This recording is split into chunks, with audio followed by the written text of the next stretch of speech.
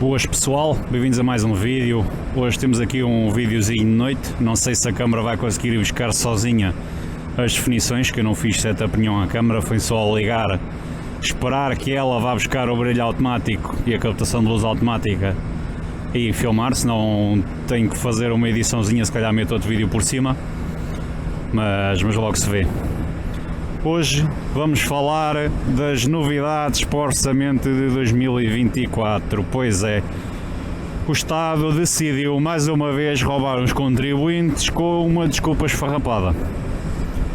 O Imposto Único de Circulação, neste caso é só para os carros anteriores a 2007, vai sofrer um agravamento, tenho que lhe chamar ridículo. No caso do posterior a 2017 e das motas, o agravamento é a segunda inflação, mas isto também está a proposta discutida ou a ser discutida, depois ainda vai para o Parlamento para ser aprovado, mas os socialistas têm a maioria, eles aprovam aquilo que eles quiserem, mas pronto.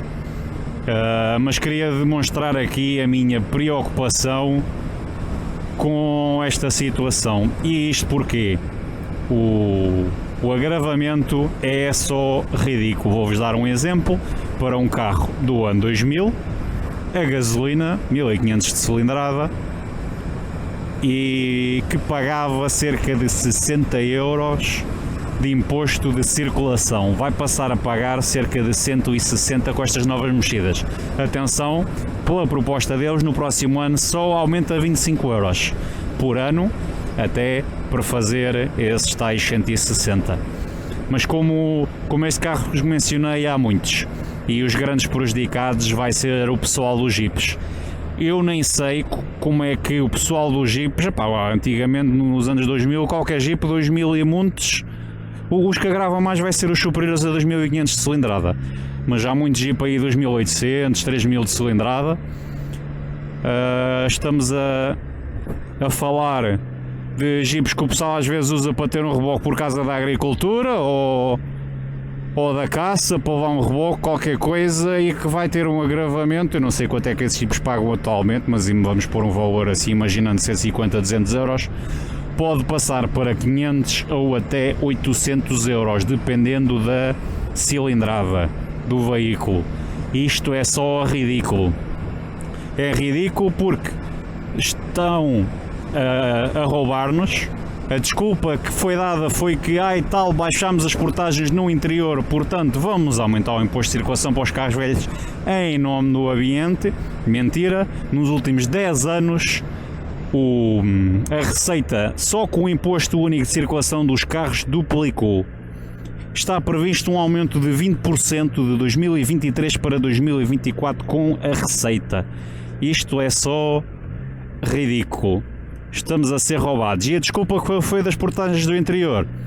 Pessoal, eles não se preocupam nenhuma com as pessoas do interior, pois são essas pessoas do interior que não têm soluções de mobilidade no caso dos transportes públicos.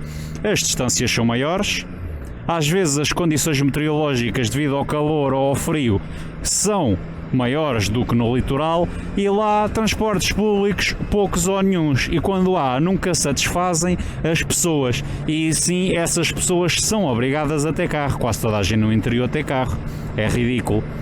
Vou-vos dar o exemplo de uma pessoa que eu conheço, que morava na Suíça, que não tinha transporte próprio, usava os transportes públicos porque os transportes públicos eram suficientes para ele fazer a sua vida.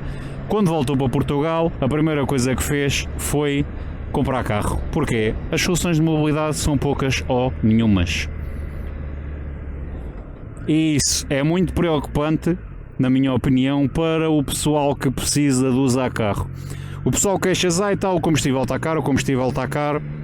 Na minha opinião, para nós dizermos que o combustível está caro, temos que comparar com outras coisas.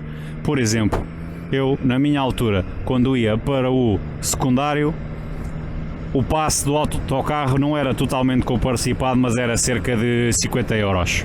Pessoal, eu ia de moto, muitas vezes levava um colega, eu não gastava em gasolina 50 euros por mês. O que é que eu quero dizer com isto? Os transportes públicos eram mais caros que o próprio veículo. mas isto já lá vai há uns anos, mas vou dizer, por exemplo, no caso da universidade. Eu necessitava de fazer uma viagem de quase meia hora de carro para me deixarem na rodoviária, e depois de rodoviária pagava um bilhete de 15 euros, estudava na Universidade de Coimbra, 15 euros para ir para Coimbra, e depois em Coimbra ainda tinha que apanhar o autocarro da cidade e andar a pé. Isto eram cerca de 5 horas de casa a casa, e em transportes públicos gastava cerca de 17 euros, fora o carro, combustível do carro. Por acaso nesta zona não se paga portagens naquele troço que eu fazia, mas se não era mais portagens, e depois mais o ter que andar a pé. Pessoal, eu depois de ter comprado carro, a viagem pela Nacional custava-me 15 euros ao combustível ou nem tanto. Novamente, o transporte, a gasolina a ser mais barata que a oferta dos transportes públicos. O pessoal queixa-se que a gasolina está cara, mas continua a andar de veículos. Isto porque a gasolina está cara para o nosso bolso, sim, mas está barata comparado com as soluções que oferecem, que são poucas ou nenhumas. Estas soluções só servem se vocês morarem em grandes cidades, capitais de concelho, capitais de distrito, e mesmo assim tem que ser na zona litoral. Aí sim vocês conseguem fazer uma vidinha sem carro próprio. Se vocês basta morarem numa periferia. Por exemplo, aqui dou-vos o meu exemplo novamente. Eu moro no concelho de Torres Vedras, mas moro numa localidade do concelho. Os transportes públicos, os horários não são grande coisa, os preços são caríssimos.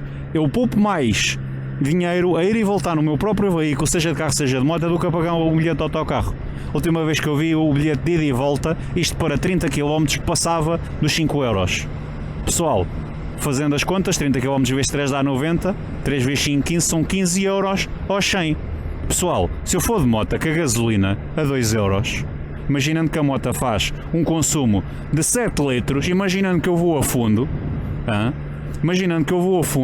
até Torres Vedras e volto, faço um consumo de 7 litros vezes 2 são 14 euros, poupei 1 euro. Poupei 1 euro por ir na minha própria moto. Isto é ridículo. Mas pronto, é assim, nós não. Alguns escolheram, e vou-vos dar aqui uns números só para vocês terem uma noção. Portugal tem cerca de 11 milhões de habitantes. Acho que não me será a contar com os imigrantes ou sem contar, mas pronto. Cerca de 10 milhões, e foram precisos apenas pouco mais de 2 milhões, cerca de 20% da população do nosso país, ou neste caso dos eleitores, que escolheram o governo de maioria absoluta que nós temos, pessoal. Volto a repetir, 20% das pessoas escolheram isto.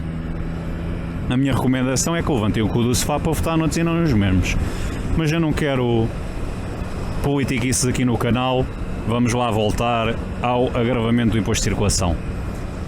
É só ridículo, mais um assalto, e acho que deviam fazer as coisas bem feitas e de melhor maneira. Para já eles estão-se a focar querem mandar para o abate veículos, querem dar incentivos, tudo isto para veículos antes de julho de 2007, e isto novamente, é ridículo. Devia ser fixada uma norma europeia, não um ano qualquer só porque sim. Por exemplo, escolhi uma norma europeia, carros da norma, por exemplo, Euro 4 para baixo, ou seja, acho que foi em 2003, a norma Euro 3 introduziu, e isto não é só emissões, também é segurança, a norma Euro 3 de 2003 introduziu a obrigatoriedade dos sistemas ABS, já os carros tinham catalisadores, airbags, entre outras coisas, mas podemos ir, por exemplo, à norma Euro 4, não sei quando é que foi o ano que foi introduzida, acredito que alguns perto de 2010, podiam dizer simplesmente, olha pessoal, carros de norma Euro 2004 vai ser agravado uma certa porcentagem, e que é para incentivar os carros a ir para o abate.